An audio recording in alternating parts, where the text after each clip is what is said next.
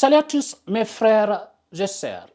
Aujourd'hui, je souhaite encore aborder la situation extrêmement préoccupante qui touche nos frères et sœurs de l'Afrique du Sud du Sahara.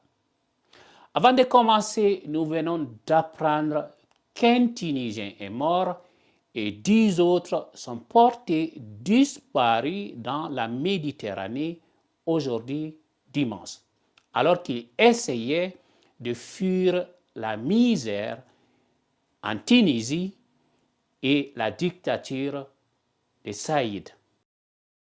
Ils deviennent racistes et xénophobiques, c'est en Tunisie, alors qu'ils sont partout dans le monde. Les Tunisiens sont partout dans le monde. Allez-y par exemple en Côte d'Ivoire, au Sénégal, au Cameroun ou en Guinée. Vous les verrez partout. Mais en tant que musulman, je ne vais pas célébrer la mort d'une personne. Et je dirais ceci, Inna lillahi wa inna ilayhi rajiun. J'ai 9 mois comme ça. On ne boit pas l'eau, on ne mange pas. Depuis hier matin, j'ai rien mangé jusqu'à présent. J'ai rien mangé. Il n'y a pas l'eau à boire, c'est l'eau de bord. C'est ça que je bois. Vous avez vu? C'est ça que je bois. Je ne bois rien. J'ai rien mangé depuis le matin jusqu'à présent. Hier aussi, j'ai rien mangé. Mon enfant est malade aussi. Il n'a pas mangé, il n'a pas d'eau. On est là ici, on souffre. Donc nous avons besoin de votre aide. On a besoin des enfants, ils sont malades. Mon enfant est malade.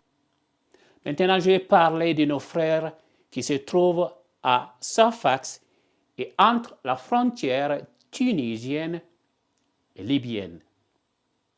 Leur situation est tout simplement désastreuse et il est grand temps que la communauté internationale fasse quelque chose urgemment avant qu'il ne soit trop tard. Commençons par ceux qui se trouvent à la frontière. Parmi eux se trouvent des femmes, dont certaines sont enceintes, des enfants et des personnes ayant besoin de soins médicaux après avoir été violemment agressés par les terroristes de Safax. Les médias tels que Al Jazeera ont montré nos frères et sœurs en train de boire de l'eau de mer pour survivre. On a pu voir des personnes avec des pieds cassés. Une femme accouchant sans assistance médicale. Les images que j'ai vues sont tout simplement insupportables. C'est l'une des raisons pour lesquelles j'exhorte mes frères noirs à tout faire pour barrer la route aux terroristes qui veulent envahir nos pays au nom de l'islam. S'il vous plaît, regardez ce que les Arabes du Soudan font aux Noirs soudanais. Fighting in Khartoum between Sudan's army and the paramilitary Rapid Support Forces is destabilizing the whole country. But the conflict is complex. Sudan in general and Darfur particularly have long been the scene of ethnic fighting, pitting Arabic-speaking communities against African ones. The Arabs are killers. They killed a lot of people. They took the cows and scared the children away. Je suis profondément dégoûté. Voilà pourquoi je soutiens le Guinéen qui dirige sa prière dans sa langue maternelle plutôt qu'en arabe. Ceux qui veulent faire du djihad ou ceux qui prétendent qu'ils défendent les musulmans, par exemple au Mali, n'ont qu'à aller en Syrie, au Liban ou en Palestine, mais pas ici en Afrique. Nous ne voulons pas de ces terroristes. Nous risquons de devenir comme les Noirs au Soudan. Revenons maintenant à nos frères qui sont toujours dans la ville de Safax.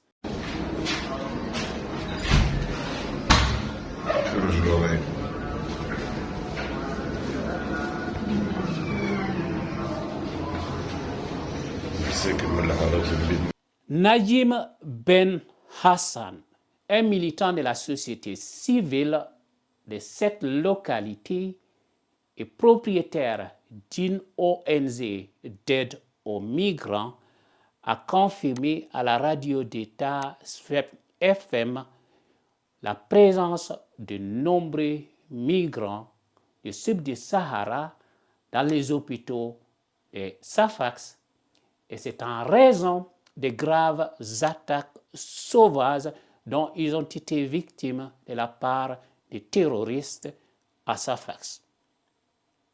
Il y a par exemple des cas de viol sur des femmes et le cas de ce jeune et de sa mère qui ont été jetés du deuxième étage de leur immeuble.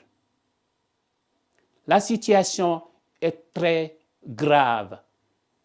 Elle est très grave pour nos frères et sœurs en Tunisie. Nous devons agir, surtout la communauté internationale, car la situation est très, très grave et aucun de nos dictateurs ne semble en parler de cela.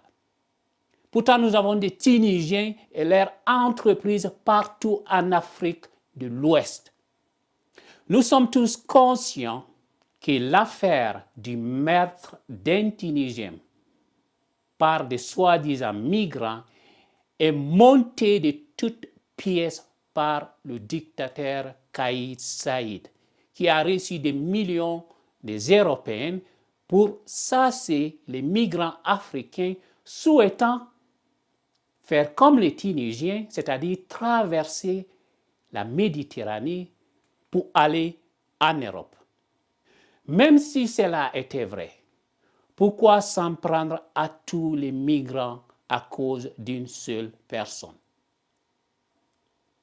Lorsque des Tunisiens commettent des attaques terroristes en Europe, ce ne sont pas tous les Tunisiens qui sont arrêtés ou punis, mais seulement les coupables des actes. Les criminels se trouvent dans toutes les races et dans toutes les nationalités. On trouve des criminels chez les Noirs, on trouve des criminels chez les Arabes, on trouve des criminels chez les Blancs.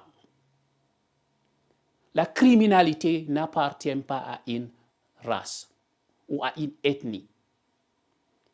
Mes frères et sœurs, il est temps de nous unir pour agir et aider nos frères et sœurs africains qui souffrent actuellement en Tunisie. Nous devons dénoncer ces actes inhumains et demander des comptes à nos dirigeants. Je vous encourage à partager cette vidéo et à sensibiliser davantage des personnes à cette situation tragique que vivent nos frères. N'oubliez pas de vous abonner à ma chaîne pour rester informé des prochaines vidéos. Ensemble, nous pouvons faire une différence. Merci à tous. Que Dieu vous bénisse. Ciao.